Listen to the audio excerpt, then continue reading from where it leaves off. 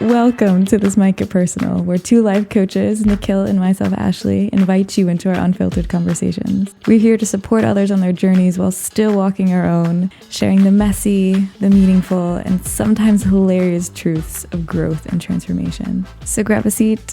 This might just get personal. So, hello Ashley, how are you doing?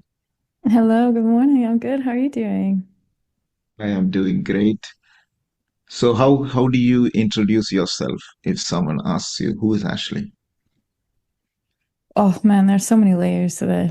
I'm so many different titles in my life right now. I'm a mom, a co-parent, I'm a daughter, I'm a sister, I'm so many different things. But in this space, I just want to be Ashley. Hmm. I'm a life coach.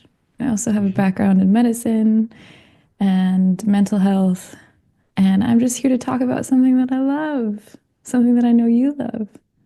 Yeah, appreciate that. What Same about here. you? Yeah. Yeah, life coach. I'll define for this purpose. I think let's keep it simple. I think it is. I'm a life coach. I help people help themselves, kind of. So, in my work, uh, well, from a corporate background and like moving into this space is always a challenge because you come from like a high-paced work environment to something you're doing on your own. So, funny, today's topic of discussion is self-compassion, and I often find it really relevant as coaches. So, first thing is what do we mean by self-compassion? What do you mean by self-compassion? Or what comes to mind when you hear the word self-compassion? Well, I think it's just like a really important topic in today's world because I don't actually believe that most people have the level of self compassion for themselves that what I believe every person should have. Maybe because of their upbringing, maybe because of just things that they like to or unable to let go of. And I think it's just really what the world needs now more than ever. Is that we don't have to look externally for it. We just come to ourselves and be like, you know what, you did your best. Just keep going. Don't let all of the other baggage that you're bringing with you predict who you're going to be today or in the future. And I know Yeah. that you're on a very similar journey. Or why don't you tell me about your self compassion journey? I would love to hear about that. Yeah, I mean, self-compassion, a word which I only heard about from 2018 onwards. So I didn't know this word existed. It was not in my vocabulary in the hustle and bustle of corporate 9 to 5. There was no compassion there. Or compassion, or if people show some compassion, they get stigmatized, they get ostracized a lot, especially this. I'm talking to managers out there who might be listening. When you show signs of compassion to another human being in a work situation, it kind of uh, it kind of used to be really not good enough. So I got once in my performance development the message. So this performance development is like the organizational way of uh, ranking people in the corporate chain. So that's what the managers do. They go through the cycle every year. And in one of the reviews, I clearly remember, you are too nice and you shouldn't be. That was my review. They So said this to you. yes, you're too Mm. nice. Stop Mm. being too nice. Be nasty. And at that moment, I wanted to fit in. I was like, okay, I'll try to be nasty. I don't know how. So, long story short, I ended up doing things which I didn't really feel like I connected to it. So, I used to argue for the sake of argument. I used to challenge people for the sake of challenge. And that kind of became my identity. And I wouldn't say I was very good at it also. I was really, really average. Mm. Like most of the times, I felt like I hurt somebody else. Also, I hurt myself in the process. So this is before I heard about self-compassion and everything. So I didn't even know this term. But then I think, as life would have it, we, uh, well, I went through certain phases of my life through depression, anxiety, all of that, exacerbated situations. I had to reflect on myself and I had to search for other ways to handle what I was going through. And from practices like mindfulness, which we'll go into detail hopefully later, but there was this aspect in those learnings of my own and like teachings and started to explore that self-compassion came up, this idea of metta. And it's at first it was just, what are you talking about? You just have to be like kind to yourself and everything changes. Nah, I don't believe in it. I think it's just a hoax. I think it's just quote unquote snake oil. Uh, and I didn't believe in it for a while uh, Mm. until it's the practice, and I went through a phase of practicing it, even though I did not feel it, even though I didn't engage with it. So I learned about it, what self compassion is, what self compassion isn't.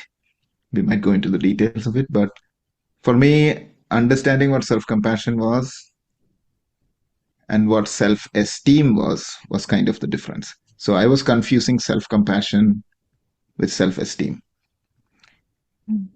And that was the big difference in my understanding of what self compassion is. So for self compassion is treating yourself as you would your loved one. So you are your loved one is what self compassion is.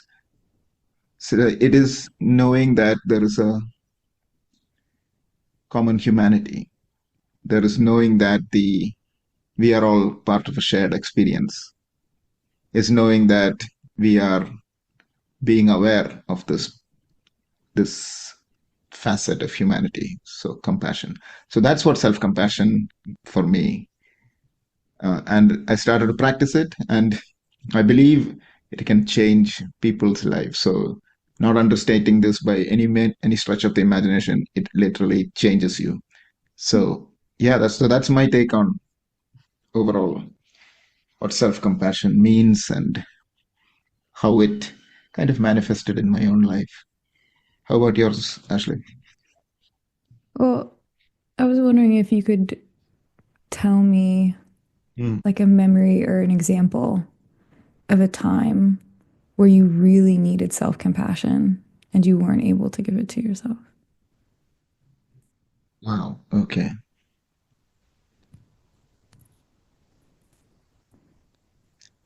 I mean, yeah, this might get personal. Uh, That's a good thing that we're here then.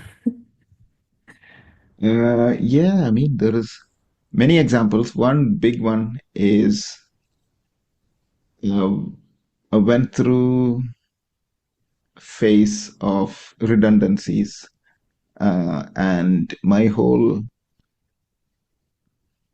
identity was built on certain self concepts I created as a leader or as a manager in a certain working environments.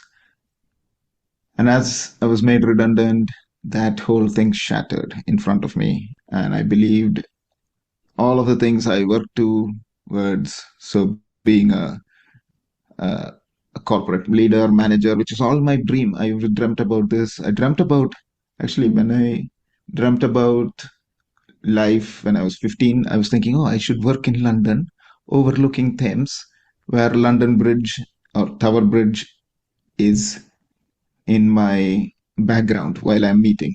Mm. And that manifested. So I was Hmm. working in near London Bridge, and there was a meeting room which was called London Bridge. And from the meeting room, you could see Tower Bridge. At that moment, I was thinking, wow, I just manifested this. And I didn't even know what manifesting means. So we'll discuss that later. Mm. But coming back to self compassion, so all of that kind of built up. I had this sense of, wow, I have done so much and I deserve all this. And one moment I, I was told, you don't deserve all this. And that moment is a moment which I hope a lot of people don't go through. But if you are unlucky to go through that, it is challenging. It takes so much out of you, and you start to blame things around you. You start to blame people around you. Start blaming the weather around you. Like everything becomes into focus. And Mm. I think I needed self-compassion practices, which I know now. Back then, this was in 2016, for example. So I was really, I think that actually exacerbated my underlying vulnerabilities, which I never addressed. So everything came to the front, Still not. and Still not addressed. a lot of it is addressed. So I'm in a much better space. Now I understand that what I need to do and who I am kind of, and where I'm going is kind of aligned. So there is the meaning as well as the journey are kind of aligned. Whereas in 2016, when I was going through, the meaning of my life was something else. Where I was going was completely different. And it was it was at that moment I needed it. And it came, self-compassion didn't come, but compassion came to me through my family, through my friends. There were people there Mm. consoling me. This is going to be okay. You're going to be fine. You're amazing. You're doing great. And I never believed them. I was like, you don't know. You don't know what I'm talking. You don't know. And it was you're feeding that narrative of worthlessness. I don't deserve this. See, I worked hard so much, people don't care about me, etc. And it was really challenging. So yeah, that is one example. Actually, it makes me emotional right now speaking about it. I don't know if you can get it in my voice. It's like I can see it cracking. Tell me. This is the space for it. Tell it. Yeah, I Just know. let it be, man. Thank you. I mean, it is challenging because I have to say that we I created this identity for myself, right? Mm. And once you believe that identity, it when something gets challenged about that identity, it is so difficult. So Where's the yeah, compassion in that? where is the compassion? Good question. Good question. I think it starts from self. um, Knowing that this is, yeah, knowing that this is not permanent, Mm. knowing the feelings are not your reality, knowing that just because you think certain things doesn't mean they are the facts, knowing that other people are not always out to get you. Big one. Mm. uh, Yeah. and yeah, life happens. So coming from that place to a place of now being able to be, and now I'm openly happy to practice self-compassion, which also I invite all our coaches listening. You guys are doing amazing job. You're trying to change people's lives. And the one thing you might be struggling with is giving that compassion to yourself, which I also uh, struggle with sometimes. So here's my take on it. It's a practice. So you got what you practice makes helps you progress. So Mm. for me, it's a constant uh, narrative which I'm starting to cultivate is may I be okay, may I be peace. May I live with ease, uh, and chat about yourself in a positive life positive light as much as possible. So yeah, that is that's a yeah, that's what I think about self-compassion. Yeah, and I think you highlighted a really important narrative to have is that how often do we wish ourselves well? How often do we look ourselves in the mirror and say, you know what, you're doing a good job. You did your best. And that is literally all you can do. And creating space, time, energy, setting aside something that we would easily set aside for people that we love in our lives. And setting aside time for ourselves, to love ourselves, to accept ourselves, to allow ourselves to be as we are, who we are, wherever we are on the journey to becoming the person that we want to be. And it's such a beautiful thing, I think, to constantly want to strive to be a better person. And in my eyes, that journey never ends. And I think that there's beauty in that. But there's also a lot of beauty in accepting yourself for exactly where you are. Because, so I don't know how spiritual or scientific I want to get, but if I divide the two, if I were to say it's more of like a scientific aspect, let's say, then I am rewiring my brain. I'm creating a new habit, a new condition, a new thought process in my brain that says when I see myself in the mirror or when I create this time and space, whether it's 5 minutes or 10 minutes, to do a meta meditation, as we've talked about for self compassion, or a mirror work exercise, or just to say to myself in a shitty time, like, hand on heart, Ashley, you did your fucking best. You did your best. I love you. You had such good intentions.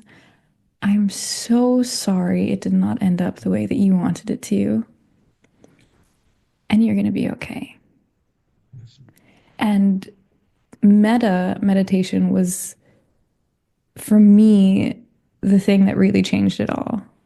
Because, and I'm not even like, I'm not a huge meditator, even though I see the huge advantages in it. I've been to retreats, I've done the meditation things for years now, and I still feel like it's such, it's, there's so much resistance in me that's like, okay, let's sit down on this meditation pillow for 15 to 25 minutes. It's like, oh, damn, I don't want to do this.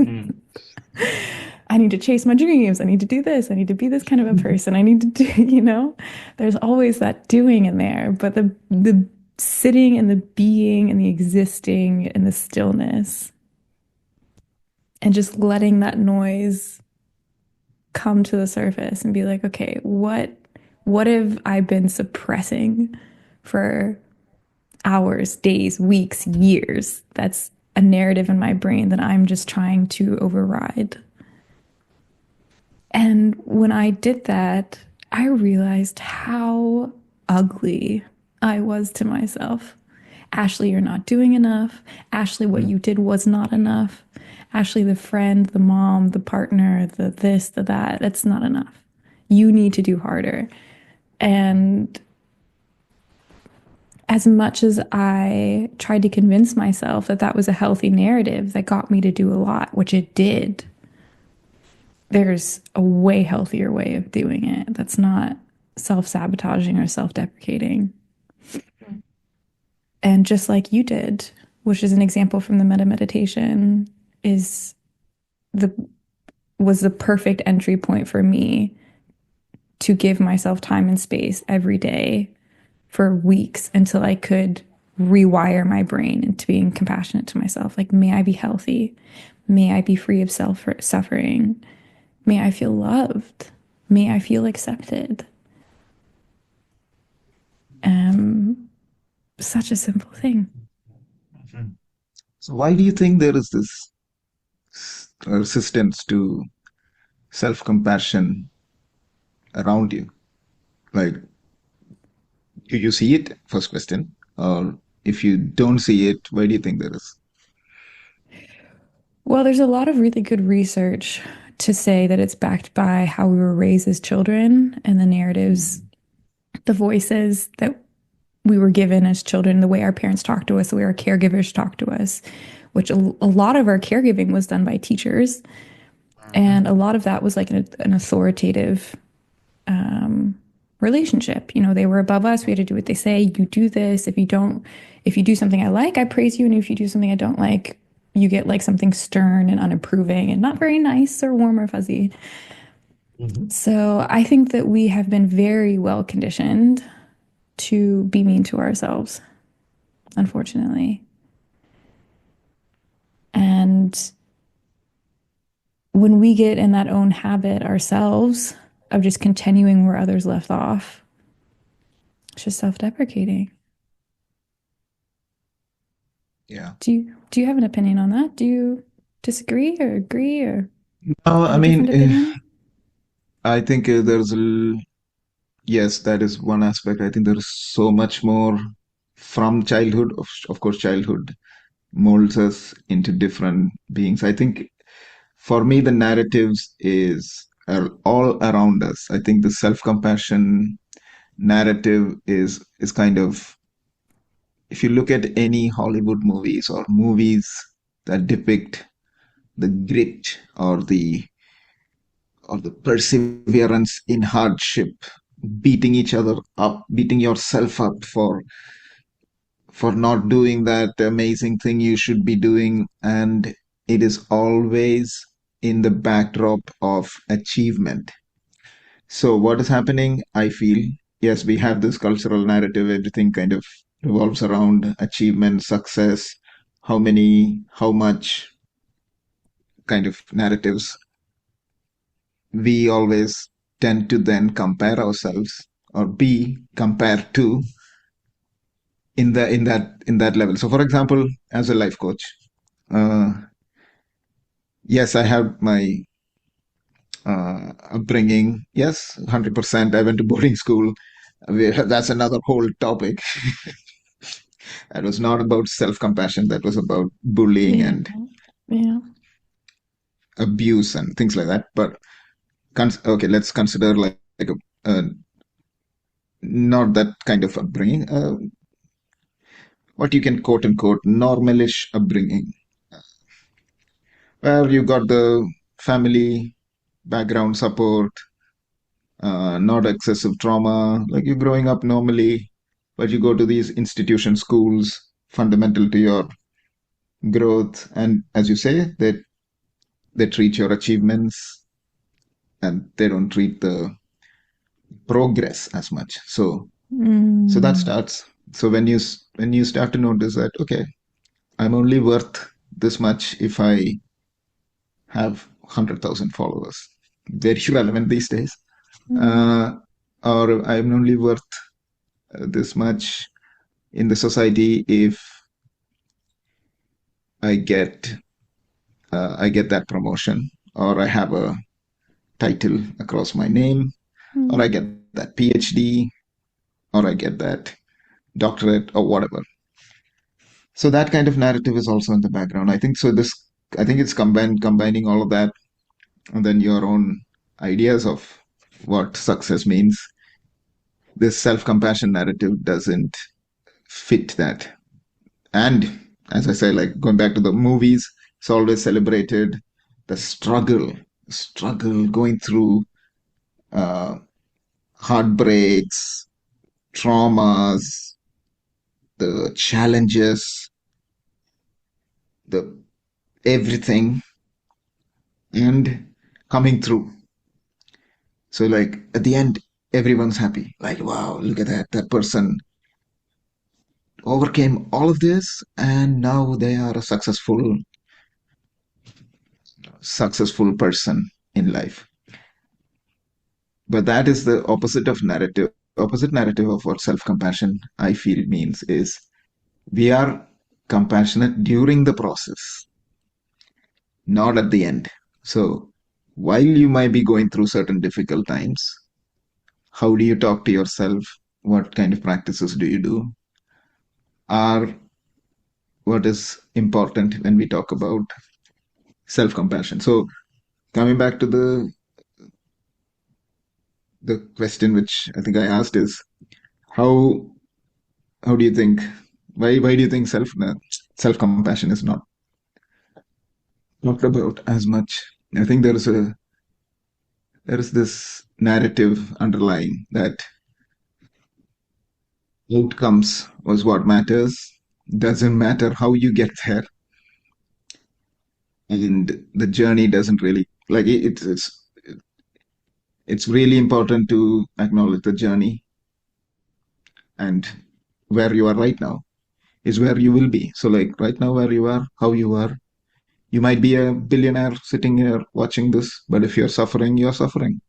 You might be somebody who wants to do that thing you really want to, but if you're suffering, holding yourself to unrealistic standards, you're not going to be able to do what you want. So I believe there is so many things weighted against this self-compassion narrative, and one way we can all break through that is practicing self-compassion to ourselves, like kind of in a religious way, not in religious, but kind of making it a priority as the only way to break through this humongous weight against it. Like if you try to speak to, so I went to a networking event with a lot of finance and like investment bankers, and narrative self-compassion doesn't land. Like I try to speak like, okay, meditation helps, but no, they're like, oh, if I meditate for 5 minutes, I will lose 300,000 pounds in my portfolio because I was not being paying attention to something else. So there's this narrative, like it's so difficult unless you start from within. Mm. Yeah. And you touched on something that I feel like, with the new year coming, 2025 is just beginning, and I was really reflecting on the biggest life lessons that I've learned this past year. And I think it has a lot to do with not only self-compassion, but for ourselves, but for other people when we just let people be who they are and where they are. Even if that means that our journeys separate. That's the biggest act of self compassion that you can have for yourself, in my opinion, and for somebody else, to allow them to be where they are and who they are and not need to change them, fix them, save them, change them. And then I have found that once I was able to allow other people to do that, be themselves, I was able to allow myself to be myself. Yeah. Yeah. So like let's bring it back to coaching specifically. So there might be few coaches out there who may be listening, or people who want to think about coaching. Very relevant. So let's touch on something personal, Mm-hmm. your coaching journey. And I want you to let us know like what self-compassion practices do you do specifically for you Mm-hmm. or for your clients that have helped you. I know you touched about meta practice, loving kindness, but can you give me like a bit more specific actions you do? Yes. I think the answer that I have is something that most people aren't going to want to hear. That having self compassion and love for yourself, it becomes a way of life. It Mm. affects your aspirations, your goals, your decisions for yourself, who you let in to your life, who you let walk out of your life. It changes your appearance. It's changed my health. It's Mhm. changed literally every aspect of my life that I can possibly think of, career as well.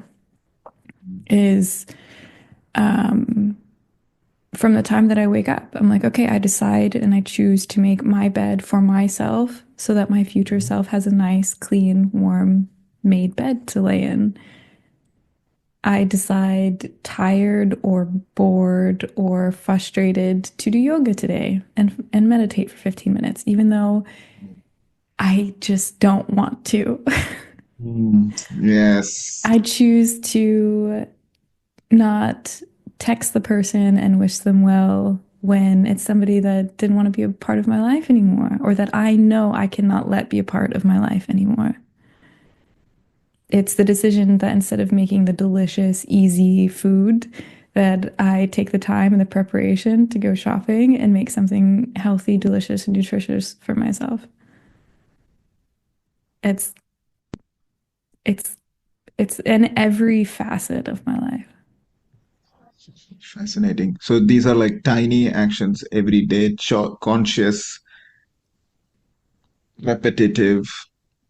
And my question is like, what happens when that voice in your head, that other voice starts to say, "Oh, you are not doing this right. You are not good enough."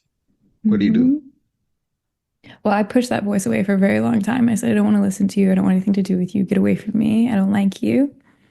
Hmm. But when I started life coaching, and this is after I had been in therapy, life coaching has been totally different for me experience than therapy was. I learned to listen to that voice and have compassion for that voice as well and hear what it had to tell me and say, okay, I hear you. I hear that you want to do it. I hear that you don't like me because I've been shoving you away for so long, calling you an evil, horrible, this, that, or the other. Let's change that.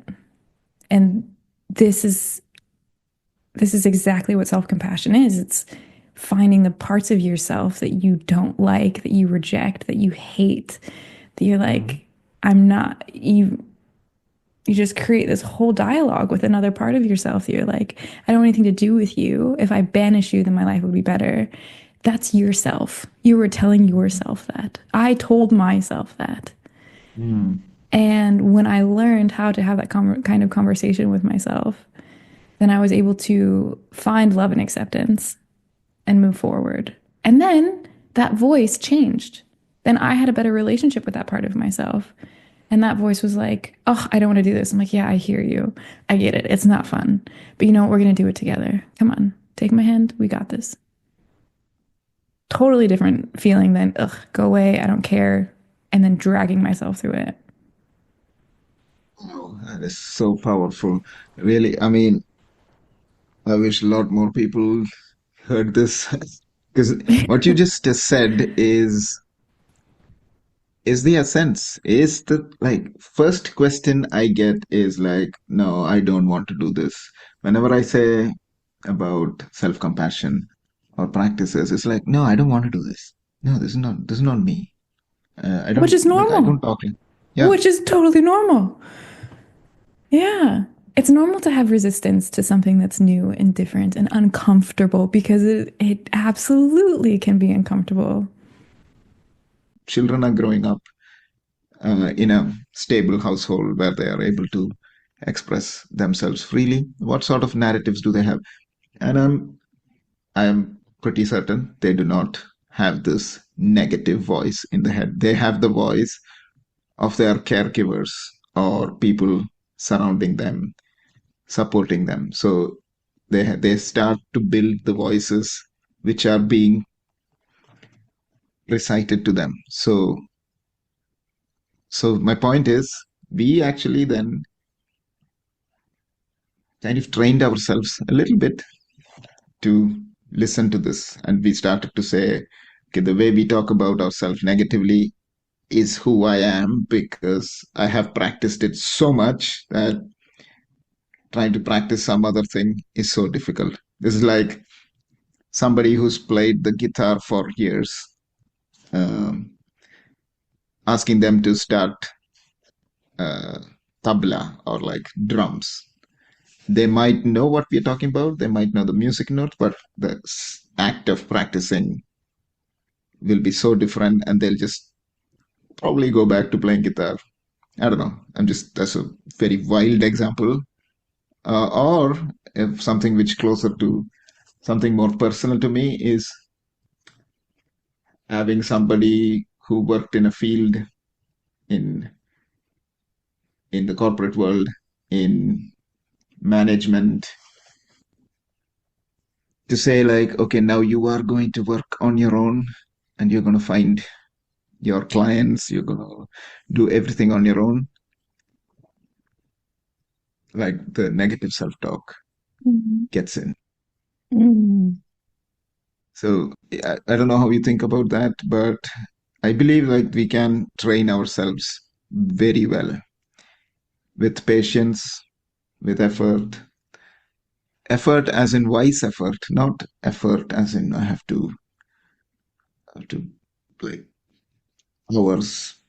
It's not about the numbers, it's about how consistently you are speaking to yourself. So even if you take the time out, when you hear that negative voice, just say, as you say, I'm here for you. Let's do this together. That's fantastic practice. Thank you. And like what you said, I don't believe, and especially from what I've read, that children start off with this voice. I think that children start off with a blank slate with, some impressions from their genetics of what their personality could or might be. That's a whole nother debate in itself. Yeah. But I do believe that people have within the power of their own selves to rewrite all of that. Percent. And I find myself, especially with my coaching clients, believing more in them than they believe in themselves. And I think that that's a key aspect that we all need someone that believes in us more than ourselves because we are all capable of just amazing things that we can't even conceive. Like the fact that I could be a millionaire one day, not that I want to be a millionaire, but if I believed in myself and that was my one driving force in the world and I could tie those things to my values, my belief system, my habits, one day I could actually be a millionaire. What's behind that is a whole nother conversation. Why I would want to be a millionaire, what I think that that would bring me, the feelings that would come with that. Those are the things that I'm actually chasing after. But having within us the own potential to have compassion for ourselves, which unfortunately a lot of people, because of the programming, the dialogue that they have had within themselves for so long, they're like, this is not going to change. I've tried everything. It's not going to change. It probably won't if you try to do it alone. That's why things like mental health, meditation, coaching, therapy, just having somebody that has accomplished what you're looking for in life, like self compassion, finding some sort of facilitator to help you go through that journey of finding it for yourself, crucial, crucial. Yeah. So crucial. And I think having someone else there is a very good point. I want to just take that to a next level, which is in individualistic cultures like the UK, the US, and like a lot of Europe, Yeah. Australia, all of that places. I think the focus is on the individual a lot. In collectivistic situations, like if I go back to India, for example, when I talk about mental health in India, people are like, there's a lot of stigma there. We will not address it in this podcast, but we can do that later. But I'm not talking about that specifically. I'm talking about the networks people have around them. So when I Mm, go to my uh, the place I grew up, which is like a big, vast uh, area with a lot of families, a lot of people, a lot of culture, a lot of congregations, uh, lot of interaction with a lot of humans. There is less of this uh, isolation.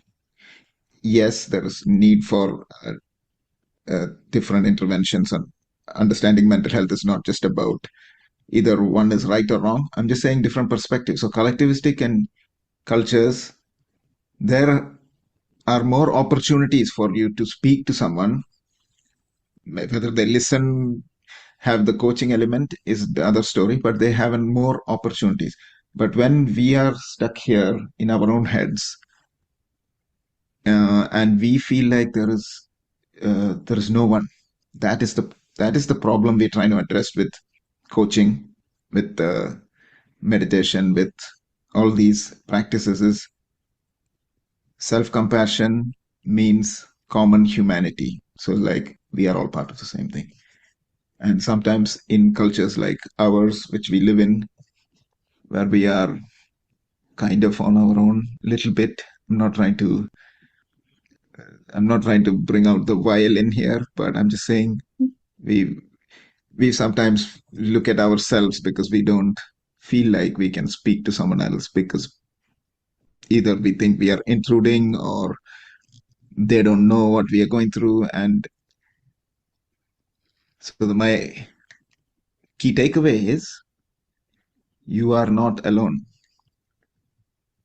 Have you What felt you are like going that? through, I have felt many times. Many times I was alone, especially when uh, really bad things happened to me. For example, I got chicken pox at the ripe old age of 30, 31. Wow. Wait, 31. Yeah, I was 31 when I got chicken pox. How old are you now? 40. Okay. I'm 33. Hmm. Appreciate that. So Chickenpox. 31 years old chicken pox is Yeah. a severe thing. And if I was in India, for example, if I was growing up in my family setup, uh, this wouldn't have been an issue. Like people will be there, they take care of you, they put you on like a Pedestal. banana leaf, actually. They do put a Ah. banana leaf. They're like, there's so much traditional knowledge, wisdom passed down from generations, like so much stuff out there. But I'm here sitting in my flat, putting chamomile lotion all over the body, crying kind of. Uh, Nobody there to help me. My wife is trying. My wife also got the same. So like it's literally one of us was in another room. We were so isolated, and this is before the COVID. So like none of this. Uh, that was more pertinent because it was just me. Like I was isolated for 21 days. I was just alone. Like, Mhm. and I knew everyone else is not alone. So like they're all having fun in my head, and I'm alone.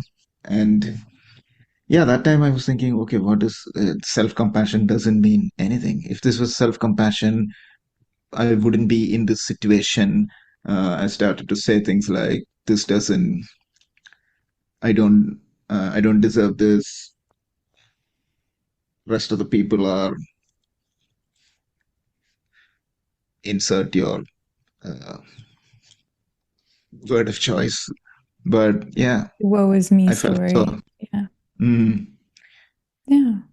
I was wondering, like, if I was in a different environment, would I be like that? Uh, Not sure.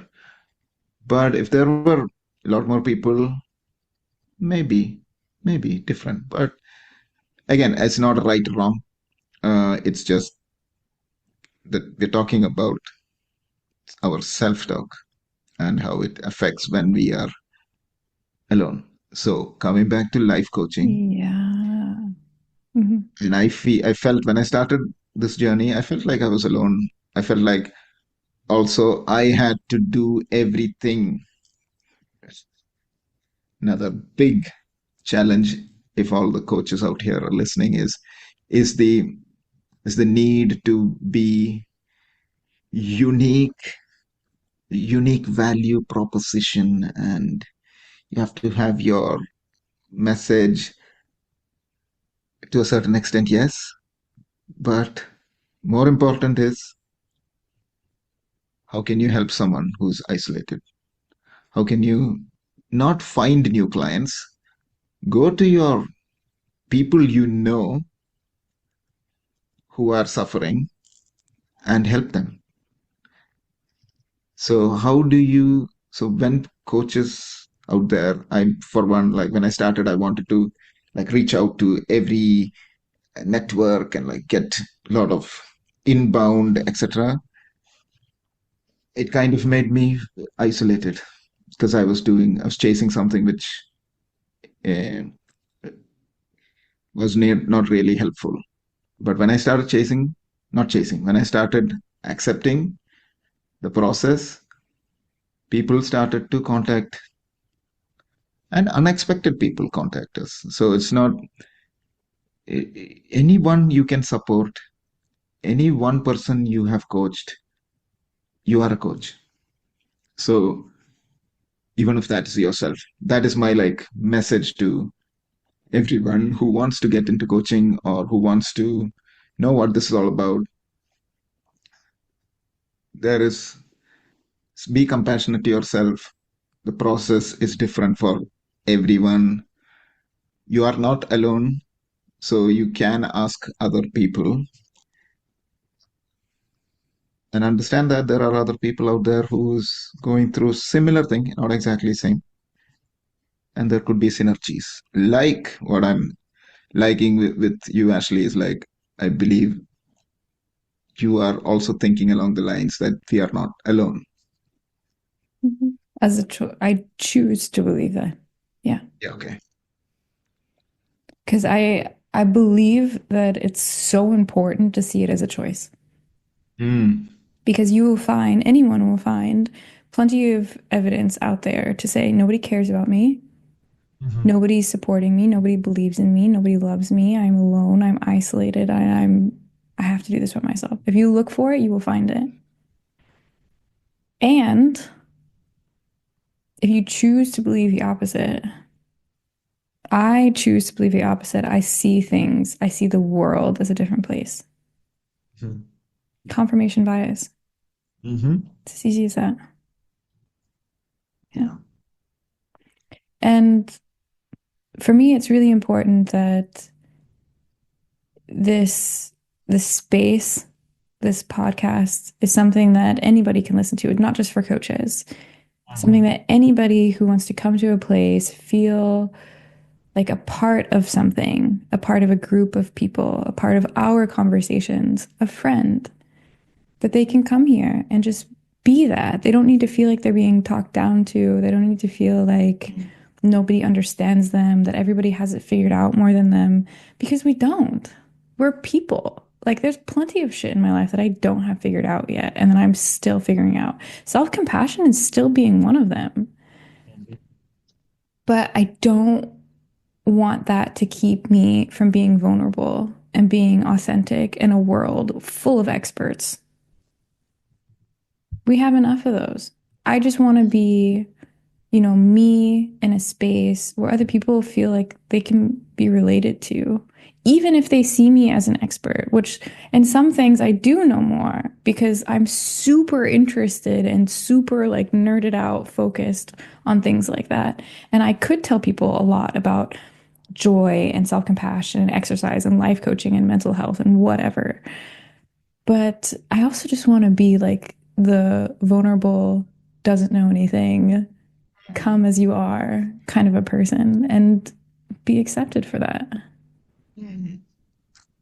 I think everybody does. Wonderful. That is wonderful, Ashley. I have a question for you. Yeah. So, when you started to do this work of self compassion with yourself,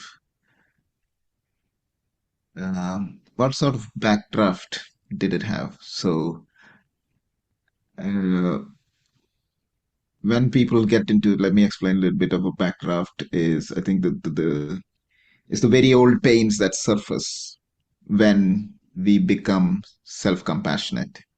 Like, for example, you have chosen to ignore certain aspects of your life, and then when you become self compassionate, those come up. So, is there any specifics, anything which, when you started to do this work, that came to you, you're like, oh no, I didn't want to open this. Oh, And yeah. Oh, yeah. And still to this day. And I don't think and I hope that that never ends because that means that I'm still giving myself the opportunity to grow. Mm-hmm. Um, and there's always another level, another phase, another facet, another opportunity to explore myself. But yeah, I struggled with self-image, like accepting myself for the way that I was, accepting that there are parts of my body that society has conditioned us to not accept and being okay with that. And sometimes I think, oh, okay, I got it done. I love that. Love that part of myself. I'm good with that. And then it comes back up again. And I'm like, oh, mess with myself. um, but so many of it was narratives that I wasn't even aware of. And like parts of my identity that I did not choose, that society or other people chose for me, or that I thought, okay, well, people like this about me, so I'm going to keep doing this. And I never even stopped to ask myself, do I like that about me? Is it helpful for me? Is it healthy for me? Am I still choosing myself, honoring myself in this decision, or am I just doing it because of the positive feedback that I get when I do things like that? And I did not realize how much space that was taking up in my life, how much energy it was taking up in my life to be the happy, fun, positive, always say yes, take care of everyone, pleasing kind of person that I was until I had to say, which was so difficult to say, no, no, I'm not going to do that. I'm not going to constantly be available and say yes all of the time and give all of my time and energy and effort away to either people that don't deserve it or people that will never be satisfied with it. They always want more. And I didn't even think to ask myself, are these people investing in me or pouring into me as much as I'm pouring into them? And no wonder I was so depleted. No one, and I used to do the same things. I've been doing yoga for over 10 years, but only the last 2 or 3 years was I doing it from a healthy perspective. Instead of Explain a I'm little bit. Actually, sorry, I no, go didn't ahead. get it. So, what does that Yeah. mean? Yeah. For the last 2 years, you've been doing it for yourself, and what happened to the other 8 years? I was doing it because I thought that I had to do it to either be a certain kind of person or feel a certain kind of way. I was trying to fix myself into being something else. And that And if I could, yeah, self-compassion helped you in that. well, I actually stopped doing it because once I started creating boundaries, and I think many people can relate to this, maybe not everybody, but most people, when you start creating boundaries, there's just like this fuck you stage where it's Mhm. like, no, no, no, no. And I even did that with myself. I was like, why am I doing yoga? And I thought it was because I had to, because everybody was telling me that I had to do it. And because my body had to look a certain way and I had to feel a certain way. But I wasn't doing it for me. I was doing it for the person that I thought I was supposed to be. And I was doing it from a place of almost self-loathing. Whereas now I stopped doing it. And then I was like, oh, I actually miss this. Like my body misses this. I miss how much I didn't feel sore, how good my posture was. And when I started doing it again, I was able to appreciate the breath work that was a part of it. And I was like, oh my God, I actually feel relaxed throughout the day when I take 20 minutes to do yoga. I feel like I'm actually, instead of waiting for somebody else to pour into me and be like, oh my God, Ashley, you're so good at yoga. Instead, I was like pouring into myself and being like, oh, that felt so good. That felt so nourishing. I am so proud of myself. And I do it almost every single day because I genuinely look forward to it. Do you have anything like that? 100% relatable this. Oh my goodness. The reason I asked is because I just wanted confirmation. Like I was not alone. Uh, yeah. So my own relationship with addiction, another major topic. And Mm, I was addicted to alcohol and cigarettes for best part of my 20s and early 30s. Um, and again, started off uh, uh, very normal way people get addicted is because you want to look cool. Everyone else does it. And then it became an addiction. And at first, I convinced myself it was because of the joy it brings. And all of that was the addiction talking. So, coming back, relatable how is because when I started practicing self compassion to my addiction, so this addiction thing, which usually people or I have been like, I shouldn't be smoking. Why am I smoking? I know it's bad for me. I don't want to smoke. And then I go out and have a cigarette and I feel really bad when I'm putting the light out. I was like treating myself like you are the scum. You just basically look like that cigarette. But all of those nasty things I used to say to myself for trying to stop me from smoking didn't work. But once I started to practice a little bit of self-compassion, while I remember clearly when I was having a cigarette, I used to say to myself, "You're okay. You are a non-smoker. It's okay. The cigarette's fine." Like the literal, like first time I did it, something clicked. It was like, what? mm, So that narrative no longer had, as you said, didn't have the control. So when I approached it from a sense of, you are okay, this is not you, yeah. you are not a smoker, you are uh, addicted to a substance which is controlling. It's some completely different. Self compassion helped me Mm, tremendously in that. So I really resonate with exercise. It helps me keep uh, going back to exercise and like physical aspect is very important. mm. Yeah, I mean, yeah, so resonates. So resonates. Yeah. So is there And any, sorry, if go I can on. just interrupt you for a second. That reminds me of some research that I was reading that I think is so crucial for people to understand of why shame, blame, and criticism do not work when trying to get people to do things that you want, to change their behavior, either for other people to change their behavior, or for us to change our behavior.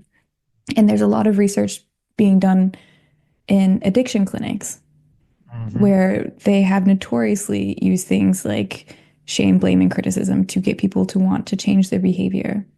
When empathy and Hmm. compassion and encouragement are the things that actually work to get people to change their behavior. Because if people are changing their behavior from a place of shame, blame, or criticism, that is going to feed their internal dialogue that they are not a good person. They're not a good person. They don't do good things. They do not make good choices. And in the end, living from that identity will keep them in the behavior that is moving them towards the addiction. It's like, well, I'm already a bad person. I already do bad things. Let me just go ahead and keep doing this. Whereas if you can meet somebody with compassion, it totally makes sense why you did that. Let's look at that together. Sit with them in empathy. It's okay. You are not a bad person. What you went through made total sense why you're doing this now. Encouragement. I will sit here with you through it. I believe in you. I know that you can do this. Just keep going. And I think that's why the 7 steps worked so well because it was the first introduction into like compassion and empathy into an addiction space that was mostly criticism based. So Yeah. for if you when I see people, which it's not intentional, it's a very like well ingrained thing in society and conditioning, especially in our culture, is that you or we as people say, "Oh, no, you shouldn't have done that. Don't do that." Criticism instead of saying, Do you see how doing this didn't get you to the place that you wanted? Some empathy, compassion. Be like, okay, well, let's do it differently next time together. Encouragement. You get a totally different result. You will get a totally different child. You will get a totally different employee. You will get a totally different partner if you come from that perspective. 100%, 100% agree with you. All of that kind of revolves around ego, right? Ego and your self Yeah, identity. I think that's a whole nother conversation, but I think ego gets a really bad rap. I think ego has a place and a Oh, purpose. oh, And okay. yeah, that's a whole nother conversation. But I think that ego really, really serves us in the right time and space. Fascinating. Yeah. Fascinating. So, should we discuss that next session? Ego. I would love to discuss ego next session. Um, so yeah, if I could just go ahead and wrap things up because this is quite a long podcast. Is there anything else that you would like to add? Yeah. Uh, no, I mean it's been. Yeah, let's keep this conversation going. This is really good. This is really unfiltered. It's getting personal. Thank you. Let's keep going. Amazing.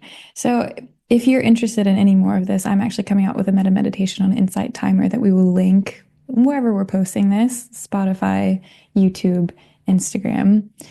Um, Next time we'll be getting into ego, so please don't miss out on that. That's going to be a really interesting topic. I can already feel it now. And if you related or resonated with any of these, please don't hesitate to let us know. Love the feedback. If there's anything that you would like to hear about or if you'd like to see changed, feedback is so encouraged and welcome. Nicole, is there anything you'd like to say? Oh, it's been wonderful, Ashley. Thank you. Thank you for support. Have a good one, guys. Bye.